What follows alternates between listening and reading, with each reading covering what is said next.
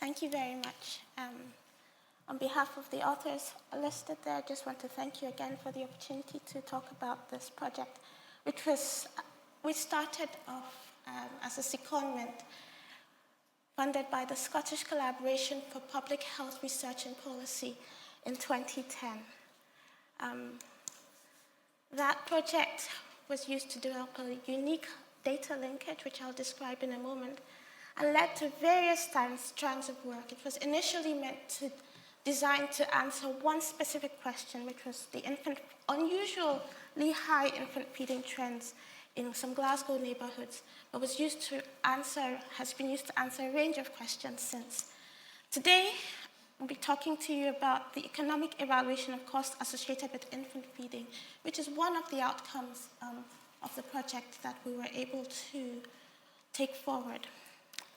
And I'll just provide a little background on the data sets that we put together.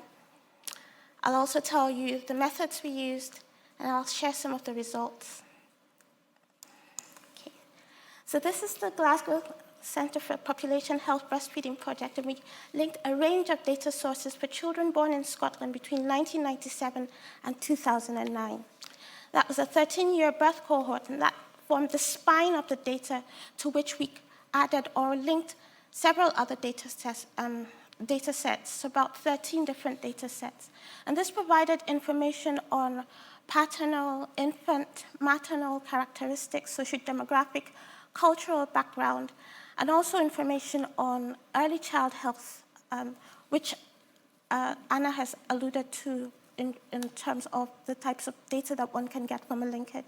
In addition, we also latterly added those other green bars that you can see. There's information on Scottish mobility records, acute care, and also the practice team information. So that's information from secondary care and primary care. And this information is what we try to cost in this part of the project.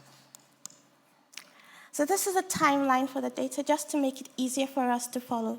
We've got the birth cohort from 1997 to 2009. That's a 13-year birth cohort. And the children, we followed them up until 2012 using that's linked up to the health data that we've got, the secondary healthcare data and the primary healthcare data. So that means that the first child in the cohort would be 15 years old by the time we got to 2012, and the child born in 2009 would have been 27 months old, just a little over 2 years. And for our analysis, we split that time period into two. So 0 to 6 months, so looking at the time that the WHO recommends as the period for which a child should be breastfed exclusively, and the time after, that's 7 to 27 months. So that's about 21 months. So we looked at these two time periods specifically and costed the healthcare use by the infant feeding patterns reported at the 6 to 8 week review. So I talked about the fact that we were trying to estimate the healthcare costs associated with infant feeding in this special cohort.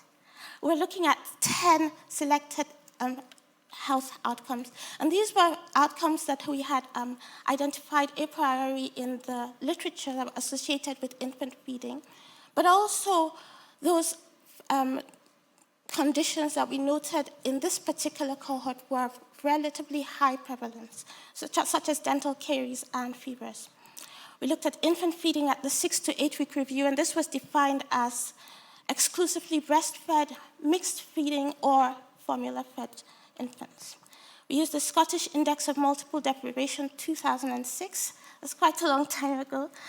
We also had other background information and socioeconomic variables from the maternal and paternal socioeconomic status that we had linked from the birth records. We excluded children who were multiple births, those who had invalid infant feeding records, those admitted to high dependency units, or those who had congenital or perinatal conditions that originated during the perinatal period, and non-Scottish residents. So in estimating the healthcare costs, we used the hazard ratios, which is basically comparing, the ratios that compares the proportion of infants who had, the proportion of breastfed infants who had either had a hospital admission or a GP consultation within the period specified. We compared those children to formula-fed infants. Now I'll use that word, use the term formula-fed infants to include mixed-fed infants, so any children who had reported receiving any formula feeding at the 6 to 8 week review. So we calculated the hazard ratios or the risk of having a hospital admission or a GP consultation for any of those 10 selected conditions. We also calculated the population attributable fractions, which is the proportion of cases that might have been averted if the risk factor was eliminated. So in this case, we're trying to understand what proportion of cases of hospital admissions or what proportion of GP consultations might have been, could have been avoided if all infants in the cohort had been exclusively breastfed until the 6 to 8 week review, and try to put a cost on what that might be as potential savings.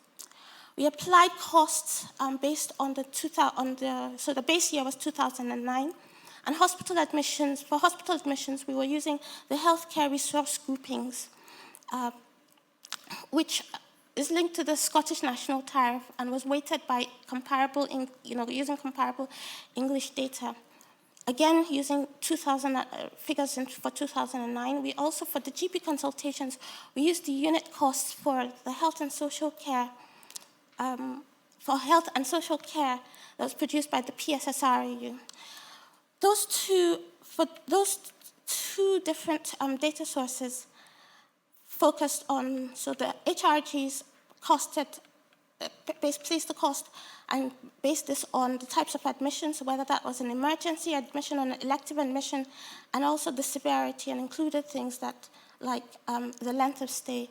Whereas with the GP consultations, we're looking at the type of consultations. There's different costs depending on whether it was a home visit or a face-to-face consultation or a telephone consultation, and the length of the consultation. So there are different prices for these. We adjusted for inflation and discounted by 1.5% using the NICE guidelines for public health evaluations. You'll notice that the GP consultations, we only had 11,000, just slightly over 11,000 infants in that data set, which is due to the nature of that data set. That's just about 2% of the full cohort. So we've made an assumption. We assumed that the patterns of ill health we observed in the GP consultations for that small cohort could be applied to the full cohort. And then we kind of aggregated the costs up, we aggregated the costs up. And then we also made another assumption that for each GP consultation, there's some medication involved, and used the average costs for community prescriptions by age and applied that across all the GP consultations that we had. So the next few slides, I'll share some of the results and some reflections at the end. Now, overall, about 63% of the infants were formula fed. But this chart just shows the breakdown by the mode of infant feeding reported at the 6 to 8 week review and the area deprivation quintiles, so that SIMD quintiles. And what we can see looking from the bottom up, so the lighter bars are the exclusively breastfed infants, and the darker bars are the formula-fed infants. And you'll notice that there is a beautiful gradient. The children in the least deprived areas who are exclusive, there's a high proportion of those children, 45% of them were more likely to be, or had received some breast milk exclusively, compared to 13% of those in the most deprived areas. And for formula feeding, which is the darker bars, 81% of the children in this cohort who were in the most deprived areas were formula fed. Looking at the admissions and GP consultation patterns, technically this would be rates. Again, we see a beautiful gradient when looking at it, again, by the mode of infant feeding reported at the 6 to 8 week review and the SIMD quintiles. On the left, you've got the infants admitted for those selected conditions I referred to earlier on. And on the right, we've got the GP consultations, again, for those selected conditions. And what we see, perhaps maybe just to point out, is that children who are exclusively breastfed have lower rates compared to those who are formula fed. But again, those in the more deprived quintiles had higher rates compared to those in the least deprived quintiles. So in this slide here, I'm presenting the hazard ratios for the two different forms of healthcare we're looking at. So looking at hospital admissions and GP consultations at the top. I'm looking at it for the two different periods that we were considering. So that's before 6 months and after 6 months. So the before 6 months is, or 0 to 6 months is in the darker markers, the black markers, and the 7 to 27 months is in the orange diamond markers. And what we have is the reference, so we're comparing the risk of a hospital admission or and/or a GP consultation in the cohort amongst those children who were formula fed, so those who received, who reported mixed feeding or formula feeding, to children who were exclusively breastfed, and that's the line going down the middle of the chart.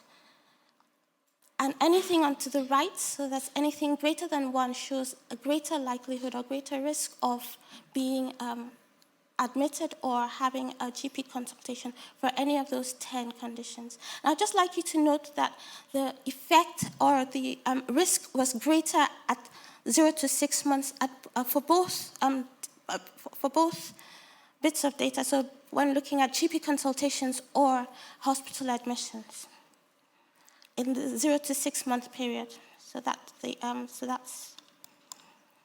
So overall, so that's over the period that we're looking at, over the 0 to 27 months. The total cost we estimated was 186 million. Now this is in 2009 terms. If we put that inflation up to what we have now, it might be much higher. That's about £371 per child. Hospital admissions formed the bulk of that, and in particular, emergency admissions. I haven't put that here, but that formed a bulk of the costs that we're looking at. The GP consultations, I put about 75 million, but that was extrapolated up from that small subset made up to the whole cohort. And using the PHINS, that's the population attributable fractions, we estimated potential savings of about 15 million. That's assuming that all children in the cohort were exclusively breastfed as at the 6 to 8 week review. So the reported exclusive breastfeeding at the 6 to 8 week review, we might have saved about 15 million. And this doesn't count anything, it's just an estimate, and I would say a big underestimate, because if we were to add the cost of the infant formula up to 6 to 8 weeks, which I did calculate, it was about 26 million, using the common brands in 2009 about that time. And if we take into account the costs of time taken off work for childcare, the cost to the employer, then the costs do spiral, and we're talking about really big costs. So that's the cost overall, but this is the costs, average costs shown again within each of the modes of infant feeding reported at 6 to 8 week review, and for each of the SIMD quintiles, so within each of those modes of infant feeding, the SIMD quintiles. And if I was to point out that favorite 13% who were breastfed in the most deprived quintile, we see that the average cost is about £187, which is lower than the average cost of care for any of the formula-fed infants, even those in the least deprived quintile. So breastfeeding is, we could say, is potential opportunity for us to level up care, level up healthcare and or to start to narrow that gap in the health inequalities. And although breastfeeding trends have improved, I did check recently, it still has that persistent gradient, which points to the fact that we're talking about a pervasive socioeconomic problem, that there are other factors, and it's not just an individual choice for mothers to breastfeed. We're talking about a systemic problem that is socially produced and essentially unfair.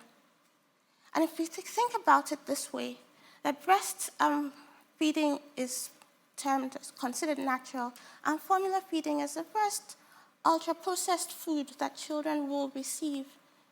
And if we also consider the fact that in the UK, the proportion of calories children get from ultra-processed food is quite high. Over 70% of the calories children in the UK get from ultra-processed food, and that increases when they get to teenage years. Now, if we just think about the potential cost healthcare implications, then we're talking about a big problem. But if we're able to intervene early, then we're talking about a great opportunity, and not just intervening at the individual level, but at the societal level, making the difference where it counts. So in summary, I can only echo what Anna has said, the power of linked data sets, administrative data sets, to be able to produce such information. We're able to do this because of all that information we could link together, and it's the first time, I think, looking at there are many studies on looking at the costs of infant feeding, but none like this in Scotland, because the last cost analysis like this in Scotland was done on just a subsection of the population. And we're able to look not just at one condition, which is often the case, but at several different types of conditions. We didn't include all, but most of them. And we're looking at, we're able to demonstrate, I hope convincingly to you, that breastfeeding does count. It makes a difference. It makes a difference for the child. It makes a difference for the families. It makes a difference for the healthcare system. It makes a difference for all of us. And that the unfair costs of health inequalities shouldn't just be left the way they are. There's an opportunity there for investment, for making something, making a change, and making a change that counts. I'd like to thank you for your attention and acknowledge all the help received over the years. Thank you.